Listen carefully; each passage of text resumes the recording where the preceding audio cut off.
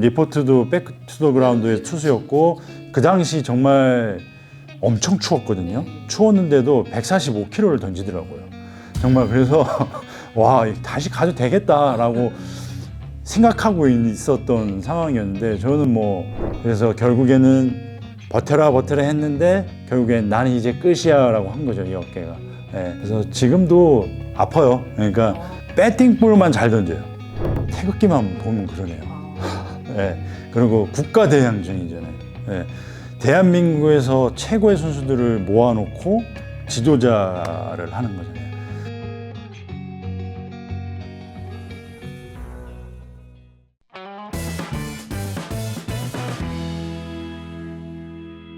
그러면 사실 지금 생활에는 굉장히 만족하시는 거잖아요. 네. 어려움은 분명히 있겠지만 네, 아버지 삶에 만족하면서 살고 있지만 네. 가끔은 종종 또 봉준군이 튀어나올 때도 봉준군의 인생이 네. 그런 부분에 대해서 생각해 보신 적 없어요?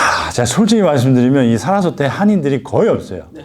거의 없다 보니까 제가 누군지 몰라요. 네. 이 3년째 있고 있지만 저를 잊은 것 같아요. 단 한 번도 나 봉준군인데 뭐 이런 거를 할 수 있는 상황이 안 만들어져요. 아니면 한국에 돌아가고 싶다. 아. 그러니까 왜냐면 나도 이제 지도자 생활도 해야 되고 또 이전에 한창 또 예능도 하시려고 하시다가 이제 그게 다 오그라지면서 네.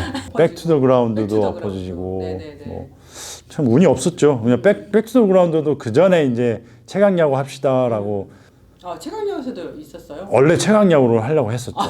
근데 이제 또 김희식 감독님의 네.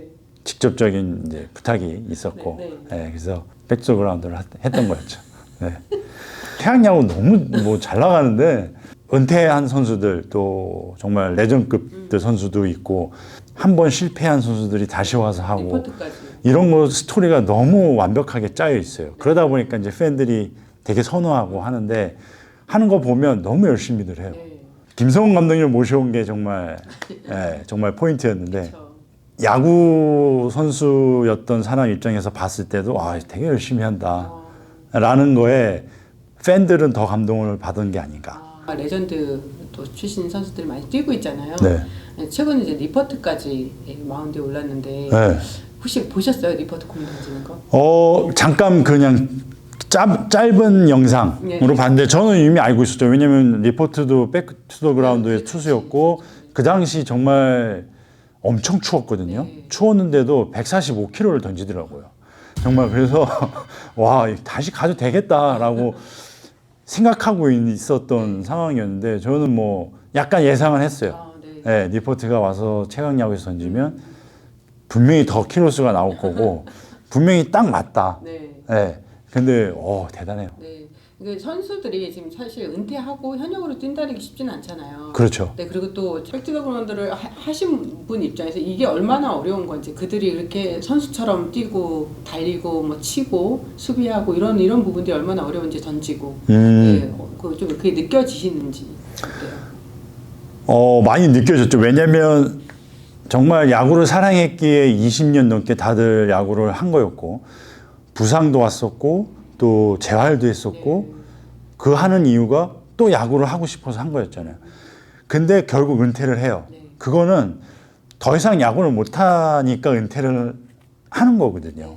다들 그렇게 보통 은퇴들을 하고 정말 10명 중에 한두 명 정도 멀쩡하게 그냥 오케이 난 여기서 끝이라고 은퇴를 하는 거지 보통 나머지 선수들은 하고 싶어서 은퇴를 하는 게 아니고 솔직히 몸을 정말 다 이제 혹사했고 더 이상 공도 못 던지고 정말 아프고 통증이 있고 이래서 은퇴를 많이 해요.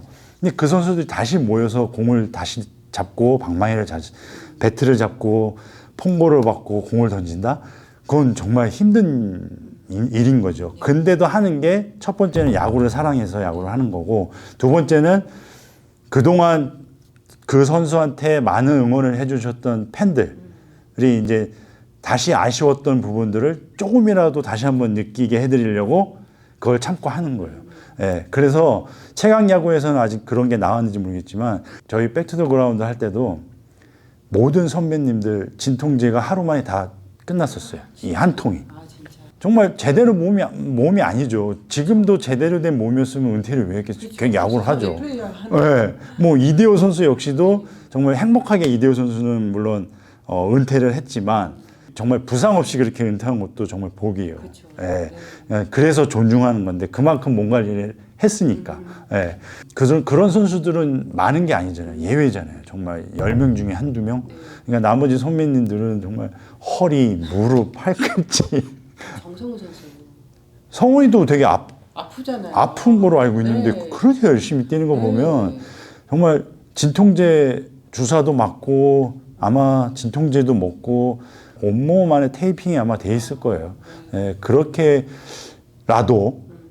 야구를 하면서 다시 팬들한테 본인을 보여줄 수 있는 그 프라우드, 그 느낌을 본인도 느끼고 싶으니까 하는 거고 팬들도 좋아하니까 선수가 하는 거고. 중국 코치 입장에서는 그런 마음으로 야구를 할 때 이 전율이 느껴지지 않을까. 많이 느껴지죠. 그쵸? 아, 그건 이 팬들의 정말 함성, 그럼요. 소리. 그럼요. 이게 은퇴하고 나서 가장 그리운 네, 거 그게 가장 첫 번째로 가장 그리웠어요. 그렇기 때문에 제가 어깨 수술 마지막에 할 때도 정말 1이닝이라도 던지겠으면 하는 바람이 있다고 수술해달라고 한 게 마운드에 올라갔을 때 사이렌 소리 나오고 딱 그 한 번 더 듣고 싶어서 제가 수술을 한 거였고 근데 아쉽게 그 소리를 못 들었었죠. 못 듣고 이제 은퇴를 했는데 그때 그 엘라트레사 박사가 이렇게 딱 열어봤더니 완전 너덜너덜. 네, 자기가 본 어깨 중에서는 정말 최악이었대요. 맞아요. 그 박사가 얼마나 많은 선수들의 어깨를 봤겠어요. 근데 제 어깨 보고 다른 그 의사들도 불러서 보게 했대요. 수술할 때. 이런 어깨도 있다라. 진통제를 많이 맞아서 거죠. 네. 진통제를 많이 맞게 되면 그 순간은 안 아플 수 있어요. 그래서 괜찮다고 던지지만 그 마취제 같은 거거든요. 어떻게 보면. 그냥 염증을 조금 없애면서 마취를 못 느끼게 하는 거기 때문에 그게 계속 누적이 돼요. 이렇게 쌓여 있어요, 안에. 그러니까 이물질처럼. 이왕이면 아프다 그러면 확실히 그냥 잘 쉬고 재활 잘 하고. 그러니까 약이나 뭐 통증 주사나 이런 것보다는 처음에는 이왕이면 좀 재활 위주로 잘 쉬고 하는 게 오히려 나중에를 생각한다면 그게 더 좋을 거예요. 근데 언제부터 진통제는 어렸을 때부터 맞지 않았어요? 저는 거의 20살부터 맞았죠. 그거 맞으면 좋아요. 정말 느끼기엔 정말 마약 같은 존재인 거죠. 끊지 못하는 경험자로서 얘기하는 건데 그게 결국 쌓이다 보면 1, 2년 더 야구할 수 있는 거를 못하게 된다라는 얘기를 말씀드리는 거죠. 그때는 그러면 선배들 중에서 그런 이야기 해주신 분들이 없었어요? 없었죠. 없었죠. 그냥 그 중에 그래도 박명환 선수, 명환 형도 어깨를 되게 아파했거든요. 그러니까 명환 형도 비슷한 그런 상황이었더라고요. 그러니까 가끔 위급할 때 주사 또 맞고, 통증 주사 맞고, 좀 쉬다 또 던지고 또 맞고. 그러다 보니까 명환 형도 이제 결국 재기를 못했죠. 그러니까 명환 형이 어깨 항상 조심해라. 그리고 예를 들어서 지금 젊다고 6이닝 던졌는데 1이닝만 더 던질게요. 그게 나중에는 1이닝 더 던진 게 그게 나중에는 결국 1년, 2년을 못 던지게 된다. 그 얘기는 명환 형이 한번 얘기해 줬어요. 그게 저도 평생 기억할 것 같은데. 봉준호 선수가 이제 선수 생활을 정말 마지막 은퇴하고 이렇게 인터뷰하는 게 저한테도 굉장히 좀 뜻이 깊었는데 그때 증군 당시 선수가 이 어깨에 대해서 정말 울면서 얘기했던 내용이 있었거든요. 저는 지금도 제 어깨에 손을 대고 뭐 고생했다고 얘기를 해요. 뭐 왜냐면 되게 저희 집도 되게 어려웠고 힘든 가정 속에서 제가 자라왔고 이 야구 아니면 우리 식구가 힘들다는 그 책임감을 갖고 저는 시작을 했어요. 그래서 야구도 재밌어서 시작을 했지만 정말 등록금부터 시작해서 내가 아들로서 내가 부모님한테 효도할 수 있는 방법은 정말 야구 열심히 해서 돈을 많이 버는 거다라고 생각하고 시작을 했어요. 근데 정말 이 어깨, 이 팔꿈치가 지금 이렇게 인터뷰를 할 수 있을 만큼 저를 만들어준 정말 저의 진짜 평생 하나뿐인 제 어깨 팔꿈치고요. 수술을 2번 한 거에 있어서 정말 어깨한테 정말 미안하고 분명히 그 전에 신호가 오고 정말 어깨가 이렇게 얘기했을 거예요. 중간에 이제 그만 던지자, 이제 좀 쉬자 라고 했을 때 저는 조금만 더 해보자, 조금만 더 하면 돈 많이 벌 수 있다, 뭐 누나들, 뭐 엄마 아빠 더 행복하게 해줄 수 있다, 뭐 이런 얘기를 한 것 같아요. 30년이지만 너무나도 정말 고맙고, 정말 이렇게 어깨에다가 말 한마디 해달라고 한 분이 아무도 없었어요. 진짜. 감정이 많이 되게 몰입이 됐었죠. 왜냐면 또 뭐 마지막 그런 인터뷰였고 막 이러니까. 근데 저 자체가 되게 부유하게 살지 못했던 그런 삶이었어요. 뭐 누나 셋의 아들 하나였고, 그리고 이제 아버지는 또 택시를 운전하셨었고, 그래서 되게 부유하게 생활을 못했기 때문에 야구를 한 것도 물론 재밌어 보여서 야구를 하고 멋있어 보여서 야구를 했지만 5학년, 6학년 되니까 막 여기저기에서 이야기를 해줘요. 너 중학교 갈 때 장학금 면제받고 갈 수도 있고, 뭐 등록금 면제받고 뭐 장학금 받을 수 있어, 막 이런 얘기를 하니까 엄마가 돈을 안 내도 되네라는 생각, 그런 거로 그때부터 시작이 된 것 같아요. 내가 야구를 잘하면 등록금 안 내는구나. 그러면 뭐 셋째 누나, 뭐 혹시 둘째 누나 뭐라도 더 할 수 있겠구나, 뭐 이런 느낌이었고. 왜 누나에 대한 그 부분을 동생이 이렇게 책임지려고 했어요?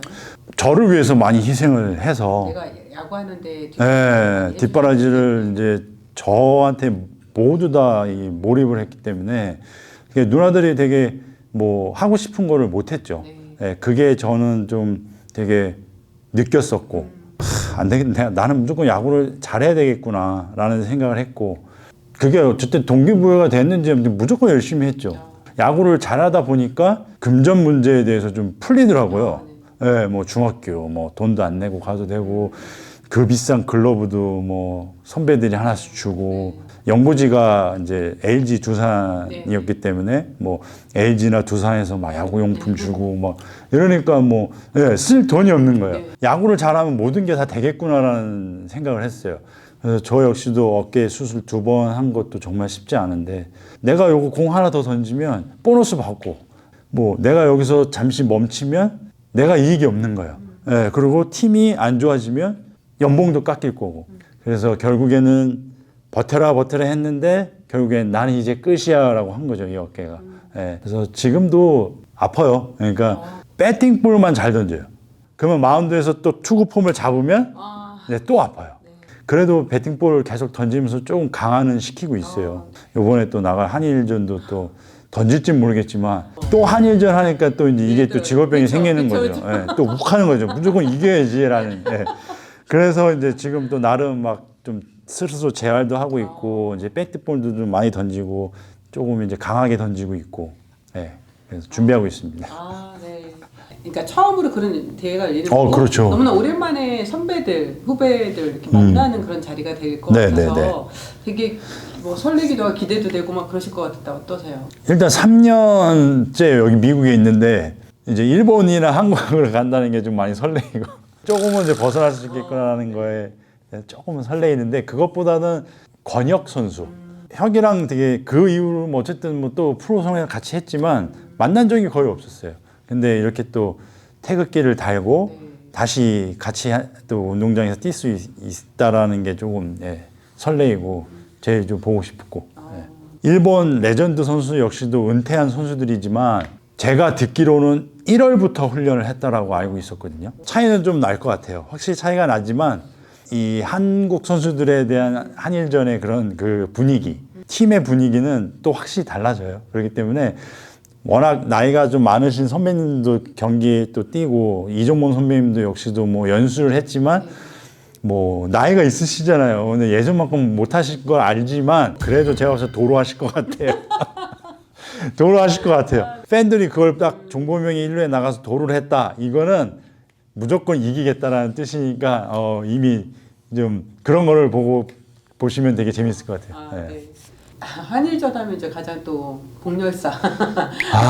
그래서 저를 계속 뭐라고 하더라고요. 솔직히 막 어깨가 아프고 못 던진다고 막 그러고 무조건 막 와야 된다고. 뭐 경현이 형이 네가 없으면 안 된다 막 이래가지고 무조건 한일전은 이겨야죠. 그러니까 모르겠어요 왜 그러는지 그냥 숙명이죠 뭐. 또 다시 한번 한일전이라는 얘기에 또 들떴었고 2009년도가 저한테는 일본이 정말 싫어할 만할 정도로 잘 던졌거든요.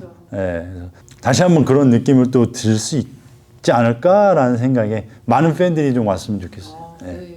상대로 나오는 일본 레전드들도 이렇게 명단 보셨을 거 아니에요? 네, 봤어요. 어떤 선수가 좀 많이 기대가 돼요? 후쿠도메도 나오는 걸로 알고 있거든요. 네. 후쿠도메도 되게 기대가 되고 제일 기대가 되는 건 이나바 선수예요. 왜냐면 이나바는 일본 대표팀 감독도 또 했고 그냥 딱 봐도 그냥 모범 선수 같아요. 정말 꾸준한 그러니까 노력파의 스타일인 것 같아서 그리고 그 당시 2009년도에 제가 의도적으로 던진 건 아니었는데 머리 뒤쪽으로 던진 게 있었어요. 저도 놀랬거든요. 그게 또 하필 숙이면서 방망이에 맞았어요. 그리고 제가 삼진을 잡았어요. 그 다음에 얄미웠겠다. 되게 얼마나 얄미웠겠어요. 네. 근데 만약에 기회가 되면 네. 쏘리라고 한번 얘기하고 싶고 네. 그때 고의가 아니었다. 네. 그럼 우리 팀의 지금 에이스는 누가 될까요? 투수는 글쎄요. 성민이가 나오는 걸로 알고 있는데 예, 성민이가 어깨가 어느 정도인지 모르겠지만 리턴어즈에서 던지는 걸 또 봤어요. 네. 현역만큼 아니지만 그래도 슬라이더가 약간 좀 살아있더라고요. 그래서 도움을 주지 않을까. 네. 그리고 타자 글쎄요. 심각합니다. 저희 단톡방에 지금 김희식 감독님 뭐 난리 났어요. 연습 많이 하세요. 실패하지 않게 열심히 하세요. 이런 계속 감독님이요? 네, 계속 뭐 코치 경현 형도 그렇고 양상문 이제 하나로 가셨잖아요. 그래서 제가 투수 코치 했으면 좋겠는데. 이상하게 대표팀 코치에 욕심이 많아요. 그래서 솔직히 칼럼을 쓴 거예요. 어떻게 해서든지 대표팀의 코치나 이런 걸 하고 싶어가지고 만약에 제안이 온다면 좀 무조건 가야죠. 그때 한번 김경문 감독님이 한번 제의를 하셨었는데 네. 그때 마침 제가 해설을 한 거예요. 그러고 나서 기회가 없어요. 그래서 저는 그는 무조건 해야죠. 그런 똑똑하고 정말 잔머리 좋고 대표팀에 있어야 되는 코치예요. 네. 또 이진영, 네. 진영이도 네. 대표팀의 이제 분위기도 바꿔야 되지 않을까라는 생각이 들어요. 명장이셨던 그런 감독님들의 위스펙 또 스펙 이런 것들 정말 무시는 안 하지만 요즘 시대에 또 대표팀 선수들인 거잖아요. 지금은 MZ세대들의 그런 선수들 데리고 해야 되잖아요. 그래서 칼럼을 쓰기 시작했고 좀 더 기회가 되면 그거에 대해서 더 강하게 얘기를 할 거예요. 왜 대표팀에 감독하는 코치가 하고 싶었어요? 태극기만 보면 그러네요. 네. 그리고 국가대항전이잖아요. 네. 대한민국에서 최고의 선수들을 모아놓고 지도자를 하는 거잖아요. 10팀에서 최고로 잘하는 선수들이 모였는데 과연 한 팀이 될 수 있을까? 한 팀이 되는 과정 이런 것들을 또 저도 보고 싶고 느끼고 싶고 그리고 제일 먼저는 이제 다른 나라를 이긴다는 그런 희열. 네. 찬호 형을 보고 와 메이저리그가 저런 데구라는 걸 또 봤었고 그게 꿈이 생겼고 목표가 생겼는데 진짜 가게 됐고 정말 LG의 최다 세이브 기록을 또 갈아치우고 와 정말 저는 대단해요. 대단하다고 봐요. 우석이가 잘해주면서 우승을 시킨 거 역시 뭐 그냥 되게 존경스러웠던 거 하나는 있었지만 또 한편으로는 조금 부럽다. 네.